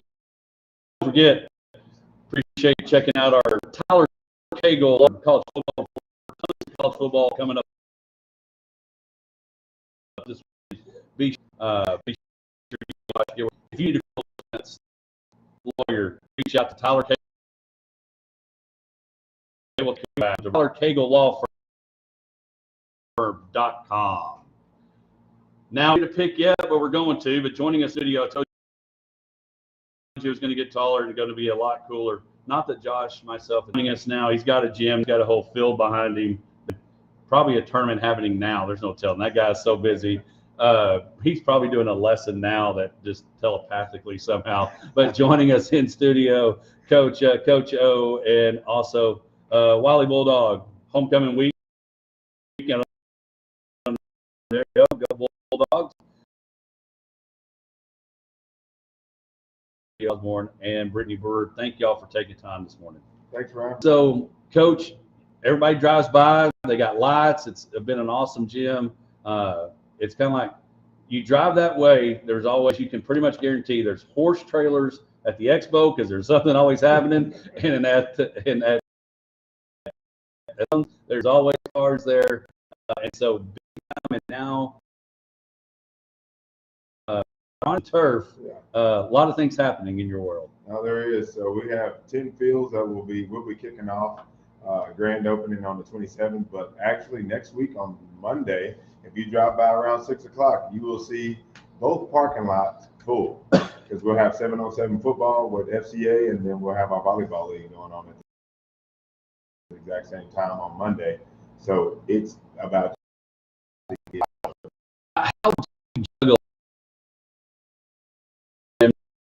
how important. How about, I mean, there's a lot that happens from organization to Snickers. We have enough of all this. Right. How do you make that all work? You know, we have a great team of people, and they understand their lanes. And, you know, that's my leadership, and you know, we're going to. So, I really our team. Yeah. Awesome. Oh, the team's huge, and so again, he does everything, runs it. Brittany, again, appreciate you being here. Talk about how things are going. The World College basketball, women's basketball, everything's been crazy. A little bit about Texas Tech and how things are and being back. Yeah, post Texas Tech, I was drafted, went to play with the Atlanta Dream for my rookie season. And then I've played overseas since then. So I played in like Israel, Belgium, Greece, and then the past 2 years I've been in Spain. How was that? How's overseas basketball? I like it a lot. It's different. I would say like USA basketball is a little bit one-on-one sometimes. But overseas it's like, I mean, Spurs glory days, you know. Right. I'm whipping the ball around, lots of passing, really past games. So a little bit different, but just as much fun. So how has it been? And we were joking a little bit during the break, how eyes basketball probably has in a long time. What has that been like, and how have you, I guess, that's happened? Yeah, I think it's great, honestly, and we've got, one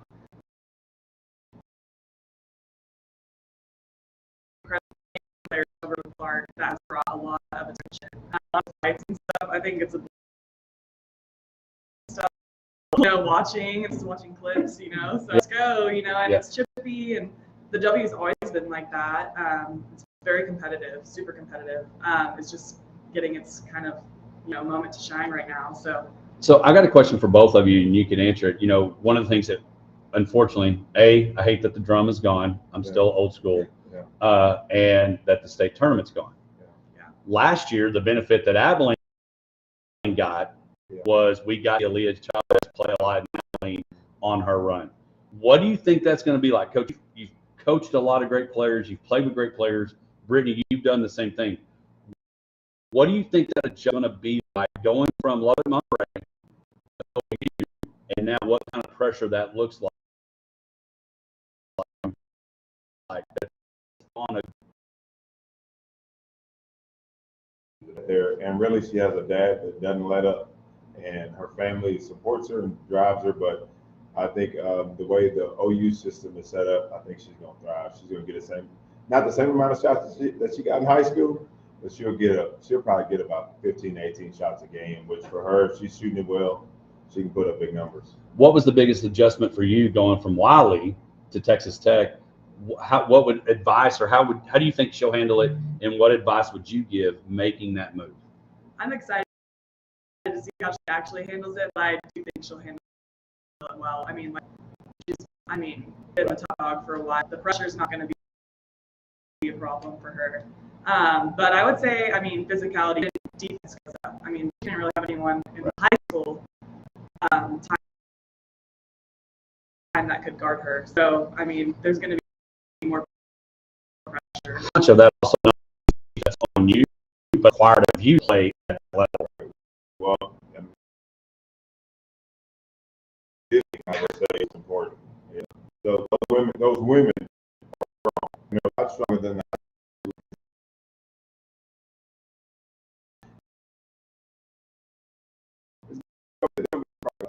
I think once and I think probably the other deal is getting used to, yes, she is an elite player, but at Monterey, and she had a great team around her that people probably don't give enough credit for at Monterey. Absolutely. But now you've got a lot of D1 players around you, adjusting to that one basketball and adjusting that. How much of that do you think that'll be an adjustment to? Yeah, team dynamics are always interesting. I feel like OU has had good team dynamics last year, though.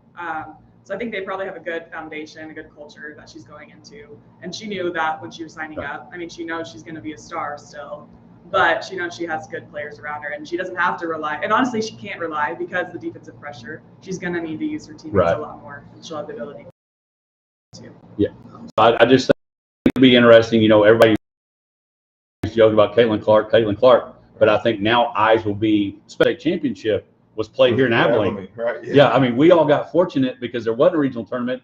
It was, and the state were packed. They were that team.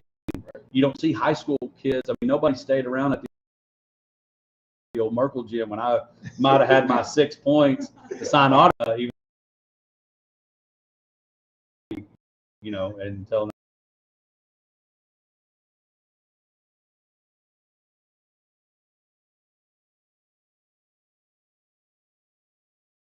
I will sign something for you today. Reasons, and I was looking at it, promoted it and put it out. Talk about the kids are wanting to play more. If you want to get better, play track ball. That's great, and I've got a whole different philosophy on that. But if you're going to get better, you've got to go get taught. Right. And other player, and we'll let Brittany talk about her, but you are opening a door for an opportunity for kids in basketball to take a little bit, not a break, but an opportunity to get better as your season gets started. So talk about the camp that you guys are doing and how we can get kids signed up.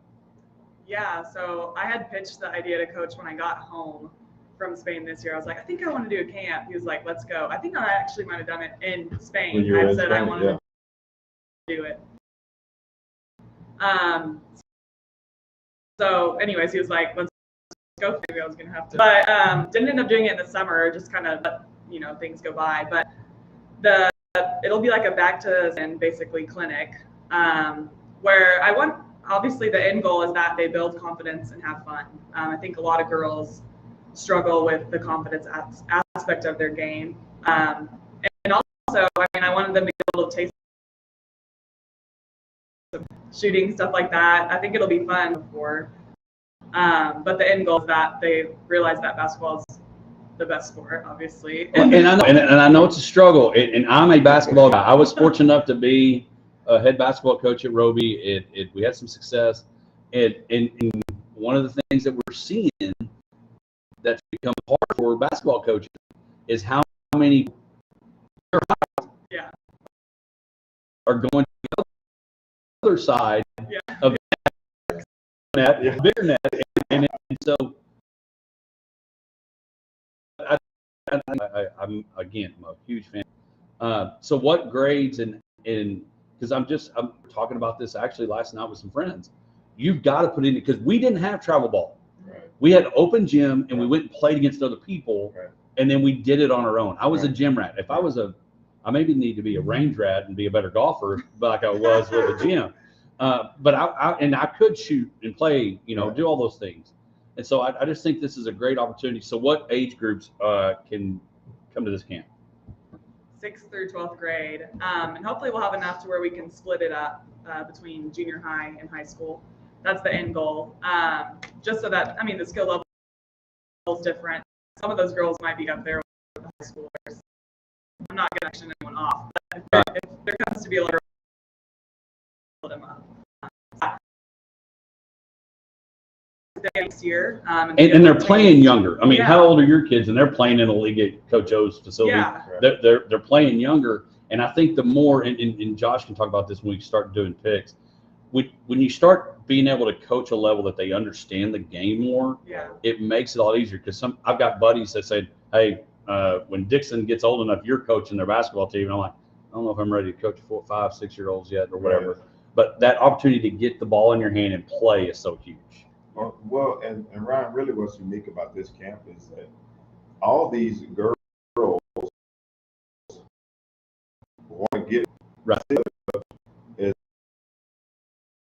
a gritty and gritty the post. So there's a combination there of insight and wisdom that it's unbelievable that they're getting from not people that think they know what they're talking about.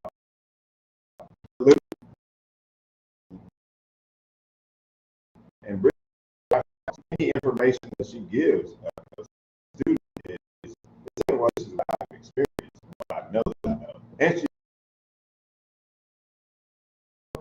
we're going to get to the picks, all the things, how they can sign up. I just shared it on my Facebook. We'll share it on the Hodgepack Facebook as well. How can people sign up and what need to do? Yeah, go to my Facebook or Coach O's. There's a flyer on there. I probably need to update the QR code. I did the free code or whatever, so I think it expires today or something. But get signed up before it expires. Is what we're telling you. Done today. Sign up till today. No, my email's on there too. So if anyone has issues, I can give them the link personally. Yeah. It's October 11th, 9 a.m. to 12 a.m. Saturday morning. Thought it was a good time. Get out of bed. You can sleep in a little bit. For 9 o'clock. Yeah. Short. Some good stuff for everyone. I know we are. Well, and here's the deal, and we're going to go to break and come back and do picks. And Coach O mentioned it. You get an opportunity to get instruction from people at the highest level, right? And probably for way less than you would somewhere else. Oh, yeah, for sure. And so be sure you get that. We're going to come back, and now instead of pick and rolls, we're going to pick some games. We'll be back right after this. I'm not going to lie. Pretty good.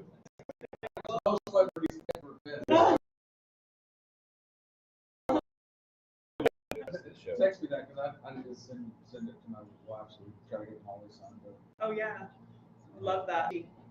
7th grade. Okay. Yeah. Perfect. Did you go to gym ed? Yes. I told Coach Rose to get it to all the girls out there. Yeah, she needs, like you talked about confidence, that's what needs more than. We practice dribbling when we're in we have basketball going on. So we're out there like, and she does very well. Yeah. Yeah. And so her transferring what I know she can do to actually putting it on the floor. Yeah. Yeah. I mean, I never had an issue getting in the gym and getting in reps. Right. That was never my issue. But still, somehow I would have. I think girls sometimes are afraid to shine. Girls don't want to look like they're too trying too hard. Or they're trying too hard.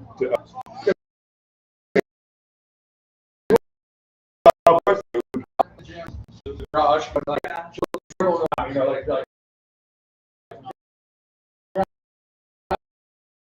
push the ball. She gets the ball in, and I know you this person. Yeah, just looking for who to pass to. You know, Yeah. Just so we're trying. Let me get Obviously, her she needs a little boost to make the team. So I personally invited her. Okay. All right, so Josh, you and Brittany share. Okay. I gotta watch it right now. I gotta watch it. I've got Misty's pick on to you later. Yeah. Okay. And so I would just lean in. You want to fill out anything at all for us? Or? No, he'll do it. So what we'll do, he writes them down. I'll just throw the games at you, get your pick. The Gym Net wall game is interesting because he's got a nephew and lives in Gym Net. So. Jim Net, enough said. Years. No, I've heard since I got.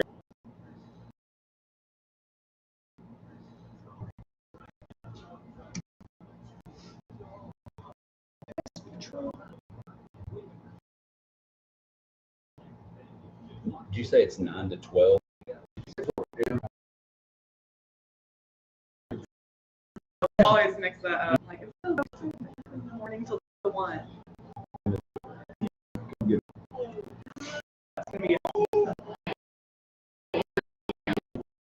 You didn't know who you need to be picking. You didn't know who the celebrities are.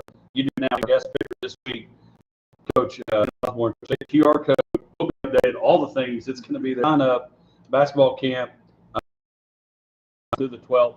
The right move brought to you by Phil Hill Realty, Phil Hill Properties, Abilene Group. The right move is to sign up for this camp. If you're going to sign up, you want to be good. Right move. You need to move house, whether it's residential, business, whatever construction. Phil Hill is your realtor. The right 669-5153, and the right move is to call Phil Hill. And the right move is to sign up camp.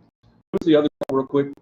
good since she was my college teammate at Texas Tech. Okay, so need to be there. Brittany, Coach O, you'll be able to play, learn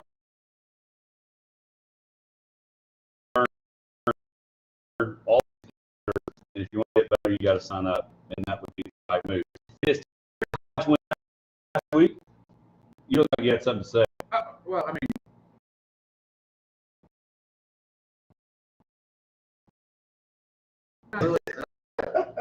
but I went. Yeah, week one was a struggle, backwards a over the top, Sylvester. Yeah, we're back. All right, so here we go. First week, not first week, we had McClure on. CJ asked who was I going to pick here. Josh has a bigger struggle. Going to head down to Tuscola. Jim Ned hosting Wildcat Circle. They're big of the week. Who do you have? I've got to go with Ned. They've got this game at home. All right, so we got who you got? All right, Jim Ned, Coach O, who you got? Roll it with me. Well, if we had graphics, we'll work on graphics next week. I want to know what you're picking. We have Coach on. I won 8 last week. And I normally bring somebody. So if I pick Jim Ned, if I pick Wall, they're probably going to lose in Jim Ned. So I'll help them out because I don't see me going 2 weeks in a row. I'm going Wall. Loaded. I've got Wall. Josh, who you got? As you mentioned, this one, I'm currently wearing a Jim shirt for those of you in radio land. My children go to, we live there, and obviously a big fan of everything going on. Ray Neal is the star. Now we got all, and I've watched this side. I watch 2 TVs going on where you can watch both at the same time. Wall is pretty good. Jim Ned has also, like shown that they've got it also. So this is a tough one. You got to make it. You can't. There are no ties. All right, I'm gonna pick Wall. Wall is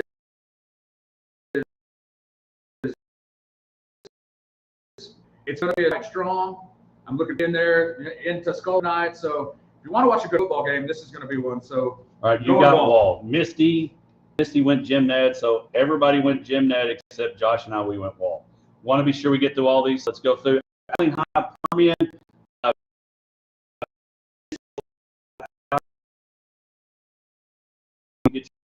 High, Brittany, who you got? Abilene High by. Here we go. Abilene High. Landslide, Abilene High. Landslide. There you go. Cooper had a struggle last week. They beat Azle, then lose to the crosstown rival. San Angelo Central this week. Misty has San Angelo Central. I'm going with Rome. I'm going Rome the Cougs. Prove me right. Who you got, Josh? Cooper.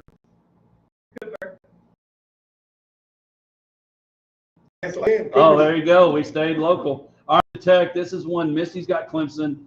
Georgia Tech is getting better, but I got to stay with it. I'm a Dabo guy. Hopefully, Kate Klubnik figures it out and they get rolling. I got Clemson. Misty and I got Clemson. Josh? I got Georgia Tech.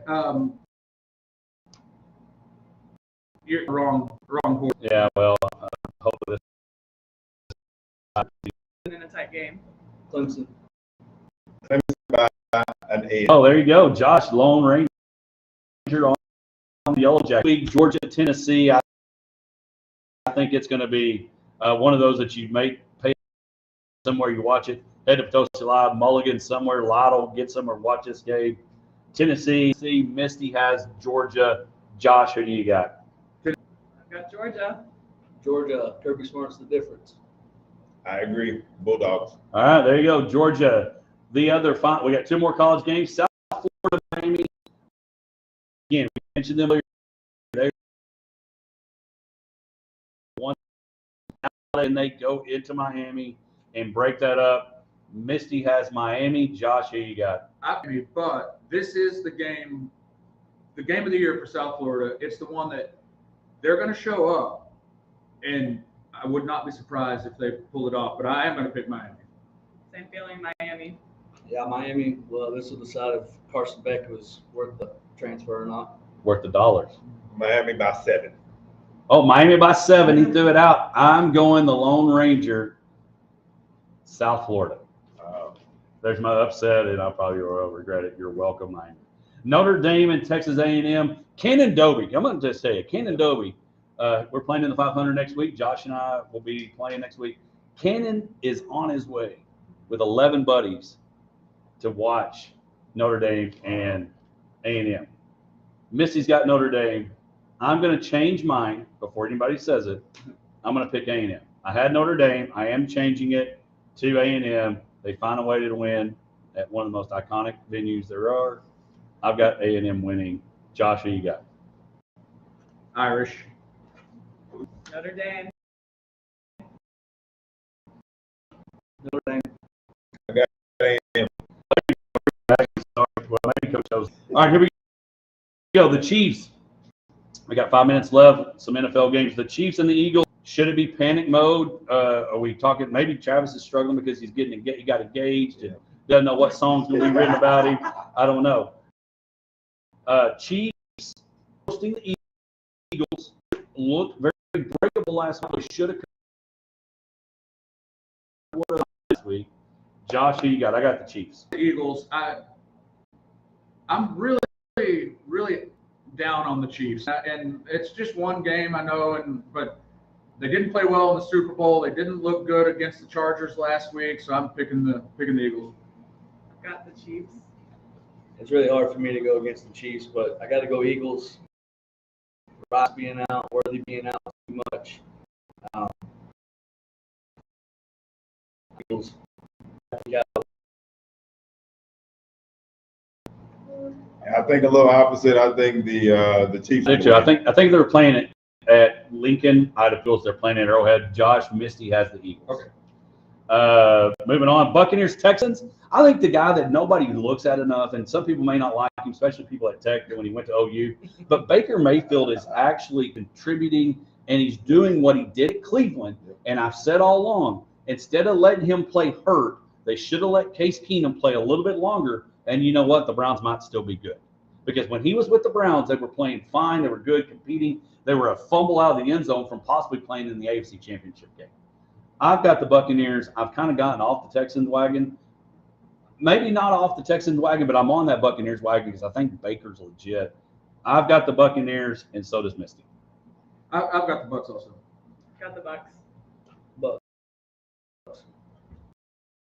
Landslide up. Larry, Texans, CJ Stroud, you're not going well. Get this off. All right, and the final game, the Dallas had a great performance. Not a winning performance, but I think they showed that they may be better than we think. And I'm not going to know that Giants are great. Everybody's saying all those things are going out there. I've got the Cowboys. It's the same as the Texas UTEP situation where you need to blow them out, but you need to look like you're the better team in that game so that the division realizes, you know what, maybe Shoddy and the Cowboys are better than we think. Misty and I both have the Cowboys. I have the Cowboys also, and I do agree that I want them to win, but look good doing it. Cowboys. Cowboys. Cowboys by a long shot. Oh, there you go. The Phil Hill right move this week. Abilene, Phil Hill Properties, Abilene Group, 256951553. The right move is to sign up for the camp, coaching. Yes, Sydney. Yeah, Sydney gets in. Get signed up October 11th through 12th grade, 9-12. Great way to spend a day. Then when it's over, you have a rivalry. Great day. Get signed up. Thank y'all for coming in and Thank you. look at all of that. CJ, appreciate you coming in, filling in. Go hit some golf balls, get ready for the 500. Not really. Have a great weekend. JB coming in. Of course, Greg Austin in the afternoon. Jones will be back in the morning. Don't forget to download, subscribe, rate, review. Hope your team wins tonight. We'll see you next week with more Hodgeback Sports Life and everything in between. All right. Josh, you are no longer we may need to use